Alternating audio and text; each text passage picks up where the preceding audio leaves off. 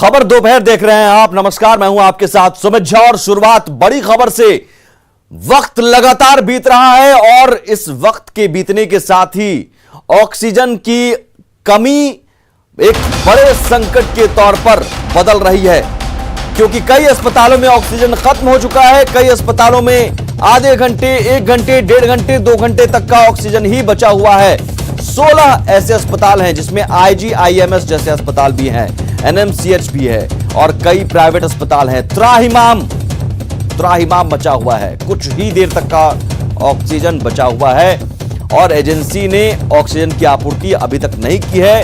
हालात यह है कि गौरव एयर प्रोडक्ट लिमिटेड एजेंसी ने आपूर्ति नहीं की और एजेंसी संचालक का मोबाइल फोन बंद आ रहा है। अधिकारी भी जवाब नहीं दे रहे हैं। डीएम साहब का मोबाइल फोन फॉरवर्डेड है, अगर आप कॉल करेंगे तो वहां भी कोई जवाब नहीं।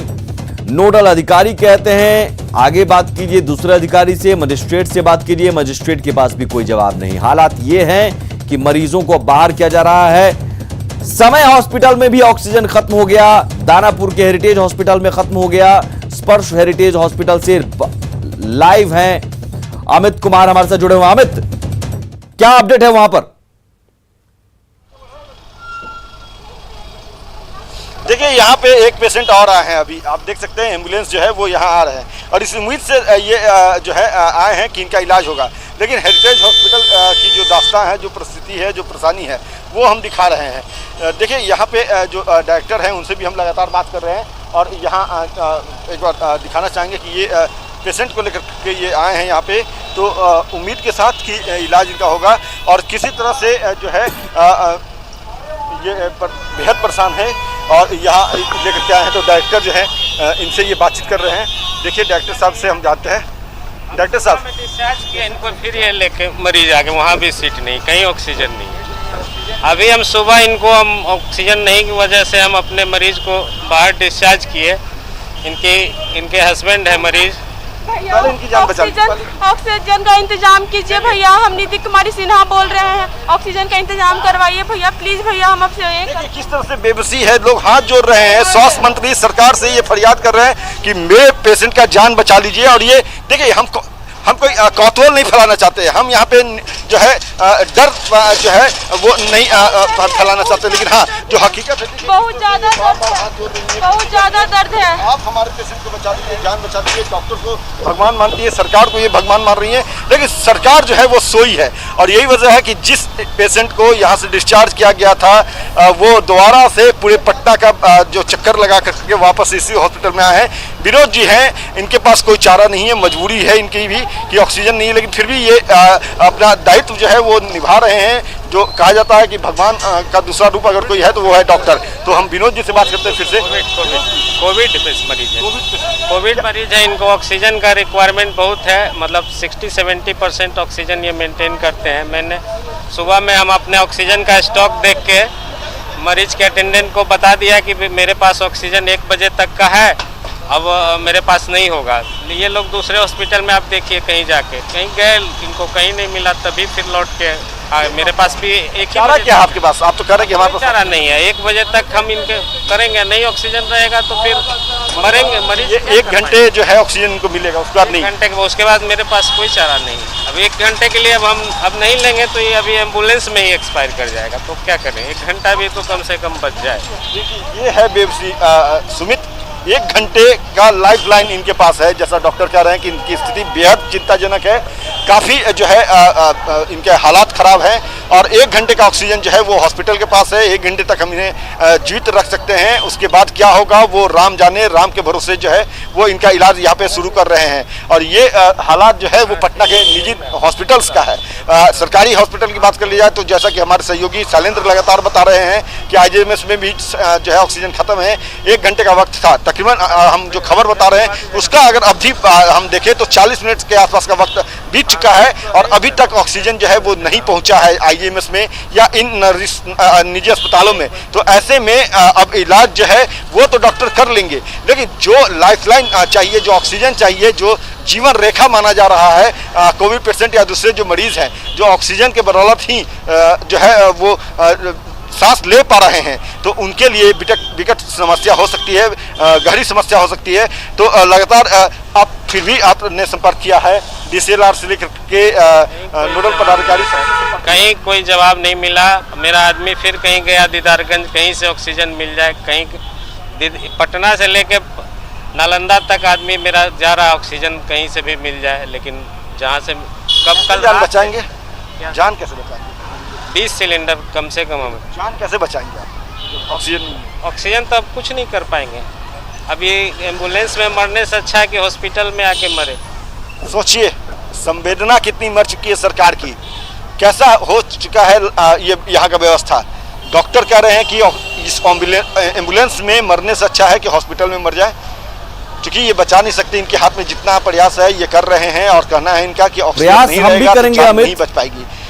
मरीज के जो बेशर्म अधिकारियों को पेशेंट है, जरा सी भी शर्म बची है तो जरा जागिए। संवेदनहीन अगर आप हो चुके हैं तो जरा सी संवेदना अपने अंदर जगाइए। उन अधिकारियों से गुहार। और डीएम साहब कॉल फॉरवर्ड मत कीजिए, जिंदगी का सवाल है, एक एक सांस का सवाल है।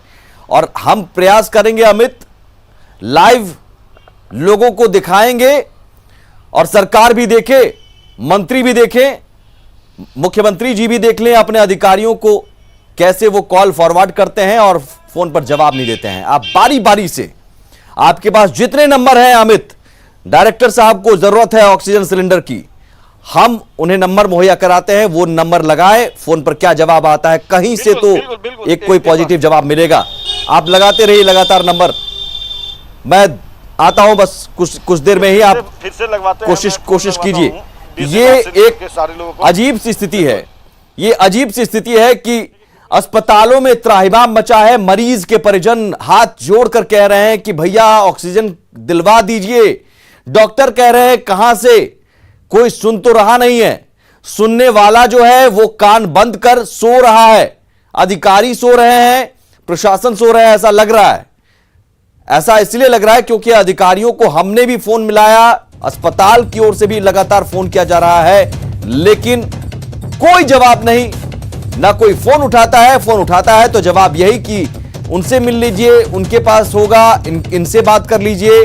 इसी टालम टोल रवैया में हालात ये हैं कि कोई मरीज 1 घंटे के लिए ऑक्सीजन पर जिंदा है, 1 घंटे बाद उस मरीज का क्या होगा पता नहीं।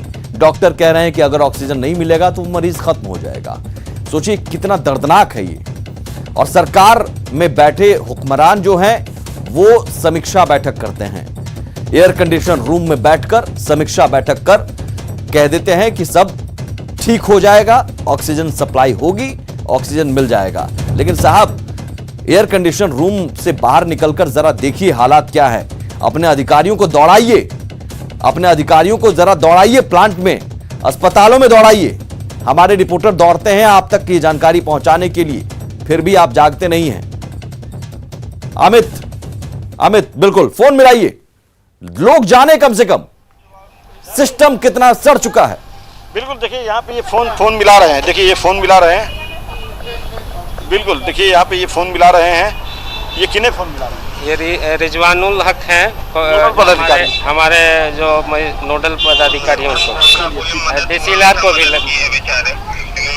बाहर है, SDM तक भी कोई नहीं सुन रहा उनका, SDM तक कोई नहीं।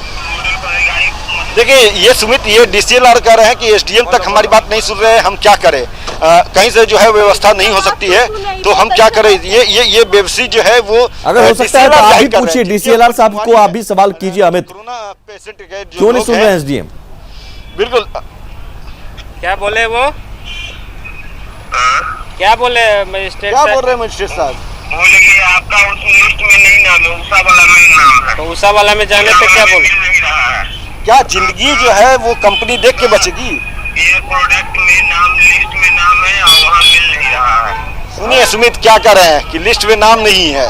ये जो है संवेदना मरी है, इसको संवेदनहीन ही कहा जाएगा ऐसे पदाधिकारियों को, ऐसे अधिकारियों को। चलिए SDM साहब को मिलाइए, SDM साहब को मिलाइए।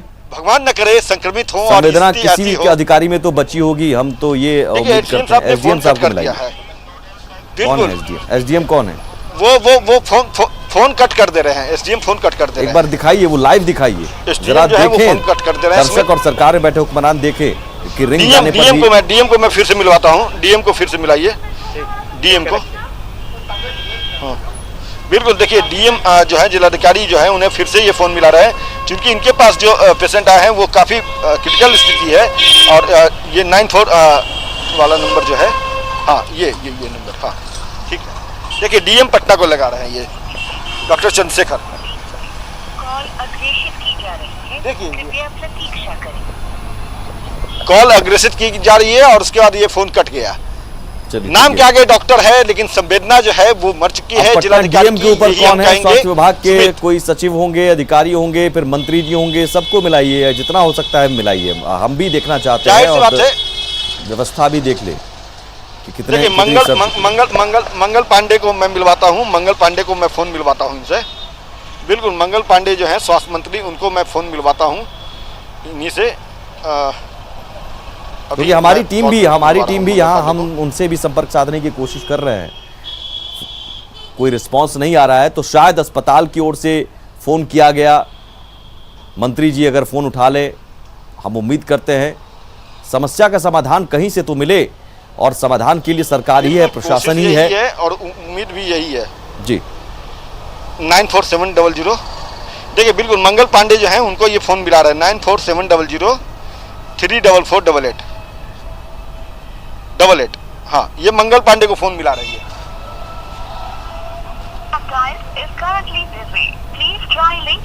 आपके द्वारा डायल किया गया नंबर अभी व्यस्त है, कृपया कुछ समय पश्चात प्रयास करें। चलिए बीजी जा रहा है, हम कुछ देर बाद ट्राई करेंगे, कुछ देर बाद ट्राई करते रहेंगे जब तक जवाब नहीं मिल जाता। क्योंकि अंदर अमित आपने दिखाया और हमने दिखाया, तो हम हमारी तरफ से जितनी कोशिश हो सकती है, न्यूज़ 18 यही कोशिश कर सकता है कि जगा सकता है प्रशासन को, सोया हुआ प्रशासन को, सिस्टम को जगा सकता है, वो हम काम करेंगे। क्योंकि अंदर जो मरीज गया है, डॉक्टर ने खुद कहा कि 1 घंटे तक का है ऑक्सीजन, अगर 1 घंटे बाद नहीं मिला तो वो मरीज मर जाएगा। हम कम से कम, हमारी संवेदना ये जवाब नहीं देती है, हमारी संवेदना ये नहीं कहती है कि हम ऐसे ही हाथ पर हाथ धरे बैठे रह जाएं। हम झकझोरेंगे सिस्टम को, सरकार को जगाएंगे कि साहब पहुंचाइए ऑक्सीजन सिलेंडर। डीएम साहब फोन नहीं उठा रहे हैं। अमित, आपकी क्या हाल के दिनों में अमित? देखिए जी बताइए। सुमित एक खबर मैं बताऊं कि जिस पेशेंट की खबर हम दिखा रहे थे, उनके जो लोग हैं वो निजी तौर पे ऑक्सीजन लेकर के पहुंचे हैं, और ऑक्सीजन जो है उनके जीवन रक्षा के लिए ये लेकर के पहुंचे हैं। तो देखिए ये ऑक्सीजन जो है वो लेकर के आए हैं, ऑक्सीजन जो है वो लाए हैं ये अपना ऑक्सीजन अभी लेके कहाँ से लाए हैं जरा पूछिए। जो अभी आए हैं, अभी आपके सामने जो मरीज आए, देखिए छोटा सिलेंडर है, लगभग ये 1-2 घंटा ये चलेगा। ये 2 घंटा चलेगा बस, मतलब 3 घंटे का लाइफ। बस 3 घंटे का लाइफ। कहाँ से लाए हैं ऑक्सीजन आप? बाबू हम ऑफिस में जब बच्चे में काम करते हैं ना, उस ऑफिस से मंगवाया गया है इसको। ऑफिस में हाँ। निजी तौर पे मंगवाया? हाँ नहीं तो मंगवाया। निजी तौर पे। हाँ क्या कहेंगे, लेकिन सरकार इतनी बड़ी है, सिस्टम खत्म है, क्या कहेंगे? कहाँ कहा जाए हम लोग अपना पेशेंट संभाले, ये सर लोग रिक्वेस्ट करें कि क्या हम ये सब बता रहे हैं, सरकार के विरोध बात कुछ बिल्कुल। चलिए बिल्कुल, फिलहाल ये अपना पेशेंट को बचा लें, यही इनका जो है कोशिश है, और ये अपनी कोशिश में सभी तरह से लगे हुए हैं, अपना प्रयास भी कर रहे हैं। डॉक्टर जो हैं उनके पास लेकर के आए हैं, और कोशिश यही है, दिखाइए ये सिलेंडर जो है, ये सिलेंडर लेकर के आए हैं। जैसा चिकित्सक कह रहे हैं कि 2 घंटे ये सिलेंडर चल पाएगा, तो कुल मिलाकर के 3 घंटे का लाइफ है। भगवान करे कि ये इनका जीवन रेखा जो है काफ़ी लंबा रहे, लेकिन जो वस्तु स्थिति है, जो हालात है, उसके आधार पे, जो मेडिकल साइंस है उसके आधार पे ये डॉक्टर विनोद कह रहे हैं कि 3 घंटे का लाइफ है। अगर ऑक्सीजन नहीं मिलता है उसके बाद, तो शायद विकट स्थिति होगी, जो कल्पना हम और आप नहीं कर रहे हैं सुमित, जो कल्पना इनके परिजन नहीं कर रहे हैं, जो कल्पना डॉक्टर विनोद नहीं कर रहे हैं, वो स्थिति भी आ सकती है। तो एक बार फिर से हम बात करते हैं डॉक्टर विनोद जी। अमित जल्दी से स्वास्थ्य मंत्री जी को एक बार फिर से फोन लगाइए, और नहीं है तो फिर अब लगातार हम कोशिश करते रहेंगे। बिल्कुल देखिए स्वास्थ्य मंत्री को ये कॉल लगा, स्वास्थ्य मंत्री को कॉल लगा रहे हैं। हाँ नीचे वाला, हाँ वही, हाँ इनका भी अब नहीं लग रहा। Is currently busy. Please देखिए तो ये करंटली बीजी है बता रहा है और इसके पीछे की एक वजह, लेकिन तो अमित लगातार कोशिश करते रहिए, हमारी टीम भी लगातार कोशिश कर रही है सरकार से बात करने की, प्रशासन से बात करने की, और हम ये खबर भी दिखा रहे हैं। न्यूज़ 18 बिहार झारखंड लगातार इस खबर पर बना हुआ है, क्योंकि हर एक सेकंड बीत रहा है और हर एक सेकंड बीतने के साथ ही संकट बड़ा होता जा रहा है, क्योंकि ऑक्सीजन महज आधे घंटे 1 घंटे कहीं कहीं खत्म हो गया है किसी अस्पताल में, लेकिन मरीज की जान पर बनाया और अधिकारी फोन नहीं उठा रहे हैं। डीएम साहब का फोन नहीं उठा रहा है, मंत्री जी का फोन बिजी जा रहा है। अगर कोई भी अधिकारी सुन रहे हैं तो जरा उन अस्पतालों में सिलेंडर तत्काल पहुंचवाइए जहां पर बहुत किल्लत है, खत्म होने वाली है या खत्म हो चुकी है, क्योंकि मरीजों की जान पर बनाई है। और जरूरी इसके साथ यह भी है कि ये हालात अगर पैदा हो रहे हैं तो इसके लिए जिम्मेदारी आपकी भी है, क्योंकि लापरवाही आप बरतेंगे नहीं तो अस्पताल पहुंचेंगे नहीं, और अगर इस हालात में अगर आप अस्पताल पहुंचते हैं तो आपकी लापरवाही की वजह से पहुंचेंगे। इसलिए मास्क लगाइए, 2 गज की दूरी मेंटेन कीजिए, कोविड गाइडलाइंस का सख्ती से पालन कीजिए। आगे बढ़ते हैं। बेतिया के सबसे बड़े अस्पताल जीएमसीएच में मरीजों की परेशानी कम होने का नाम नहीं ले रही है। 5 मंजिले इस अस्पताल में 2 लिफ्ट हैं, लेकिन दोनों लिफ्ट 2 दिनों से खराब हैं। अस्पताल में मरीजों की परेशानी का जायजा लिया न्यूज़ 18 संवाददाता प्रफुल्ल कुमार ने। मरीज जो है उनको इस तरह से स्ट्रेचर पे करके ले जाया जा रहा है, और जो मरीज हैं उनको जो बाहर निकाला जा रहा है वो भी इसी रास्ते से आ रहा है। कारण ये है कि अस्पताल में लिफ्ट जो है वो पिछले 2 दिन से ख़राब है। आप देख सकते हैं कि ये लिफ्ट है और ये पिछले 2 दिन से ख़राब पड़ा हुआ है, इसको देखने वाला भी कोई नहीं है। लिफ्ट पूरी तरह बंद है। मजबूरन लोगों को स्ट्रेचर पे जो सीढ़ी जो बनाया गया है आने ले जाने के लिए उसका सहारा लेना पड़ रहा है, लेकिन लिफ्ट को देखने वाला कोई नहीं है। दोनों लिफ्ट है मरीज ढोने के लिए है। लिफ्ट का प्रयोग फिर कोरोना एक मरीज के लिए है और कोरोना पेशेंट के लिए, और उधर का जो है वो दूसरे जनरल मरीजों के लिए लिफ्ट बनाया गया, लेकिन दोनों लिफ्ट जो है पिछले 2 दिन से ख़राब पड़ा हुआ है और कोई भी इस मामले में ना तो कोई पदाधिकारी संज्ञान ले रहे हैं और ना ही अस्पताल प्रबंधन ही इस मामले में कुछ भी कर रहा है। लिहाजा मरीज जो हैं वो इस कुव्यवस्था की मार झेलने को मजबूर हैं। प्रफुल्ल कुमार, न्यूज़ 18 बेतिया। और कोरोना काल के दौरान सिस्टम पर कई सवाल उठ रहे हैं और इसी बीच कटिहार से वीडियो वायरल हो रहा है जो और ज्यादा गंभीर सवाल खड़े कर रहा है। सोशल मीडिया में वायरल हो रहे 7 मिनट से ज्यादा के इस वीडियो में कोरोना से मौत होने के बाद डेड बॉडी को कैसे अंतिम संस्कार के लिए ले जाया जा रहा है, यह आप देख सकते हैं। प्रशासनिक व्यवस्था क्या है उसकी बानगी ये तस्वीरें पेश कर रही हैं। कोरोना से मौत के बाद जिला प्रशासन की तरफ से कटिहार पूर्णिया सड़क के भसना पुल के नीचे अंतिम संस्कार की व्यवस्था की गई है, लेकिन डेड बॉडी को एम्बुलेंस से उतारने के बाद उस जगह तक कैसे ले जाया जाए इसकी कोई व्यवस्था नहीं है।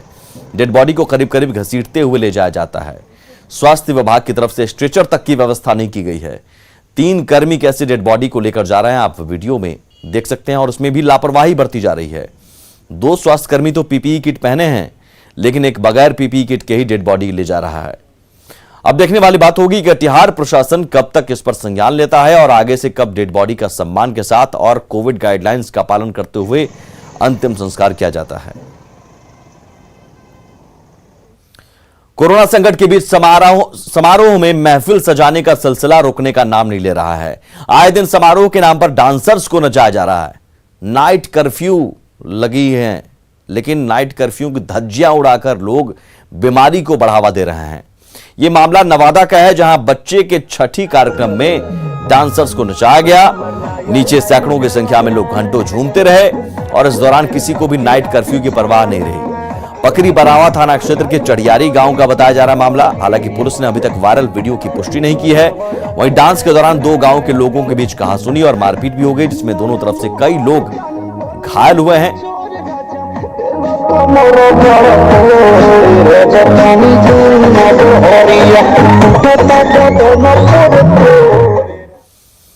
और इन्हीं गलतियों की वजह से लोग अस्पताल पहुंच रहे हैं, और अस्पताल में हालात क्या है हम लगातार बता रहे हैं। ऑक्सीजन नहीं है, बेड नहीं है, इसलिए गलती मत कीजिए, लापरवाही मत कीजिए। चंद पलों की खुशियों में, चंद पलों के उत्सव में आपकी जिंदगी खत्म हो सकती है।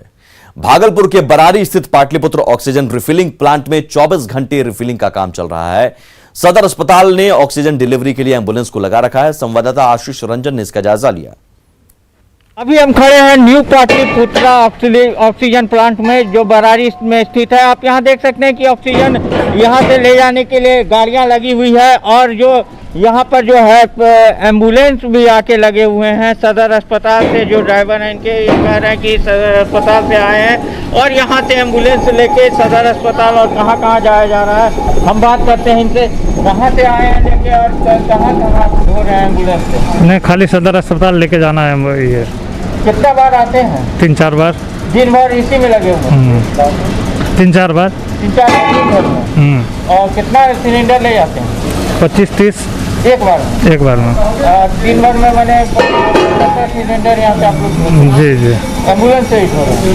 कई एम्बुलेंस को लगाया गया है? ये अभी 2 एम्बुलेंस लगल है। 2 एम्बुलेंस इसी में लगा हुआ है। जी। सोचा जा सकता है कि मरीजों को जहां अभी एम्बुलेंस की कमी हो रही है, वहीं ऑक्सीजन ढोने के लिए अन्य गाड़ियों को छोड़कर एम्बुलेंस को लगाया गया है। आशीष रंजन, न्यूज 18 भागलपुर।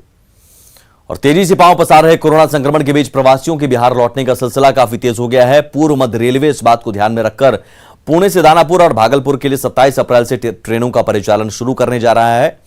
वहीं लोकमान्य तिलक टर्मिनल से भागलपुर के लिए एक समर स्पेशल ट्रेन की भी शुरुआत हो रही है। पूरी खबर बता रहे हैं संवाददाता अमित कुमार।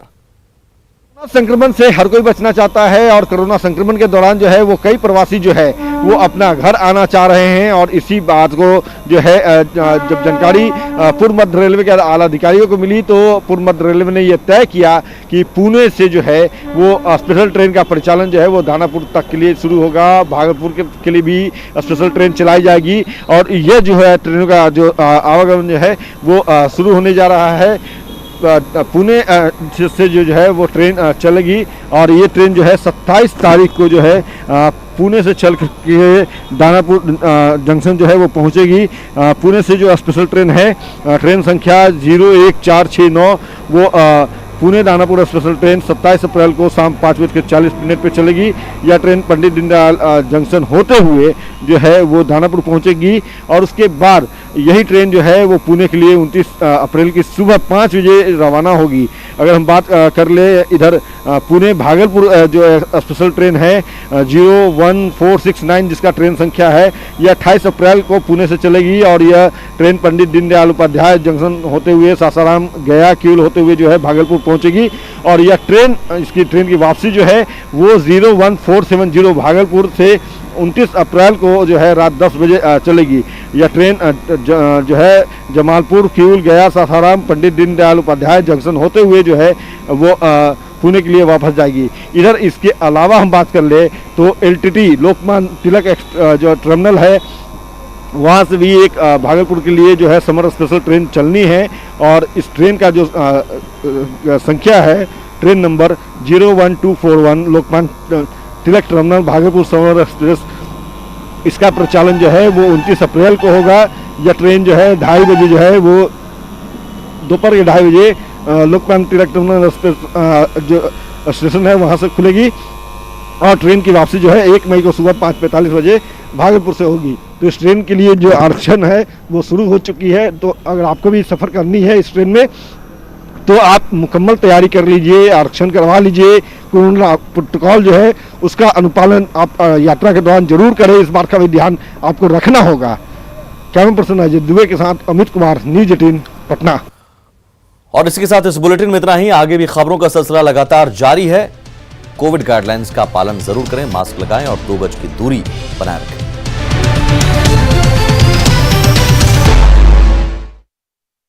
कहते एक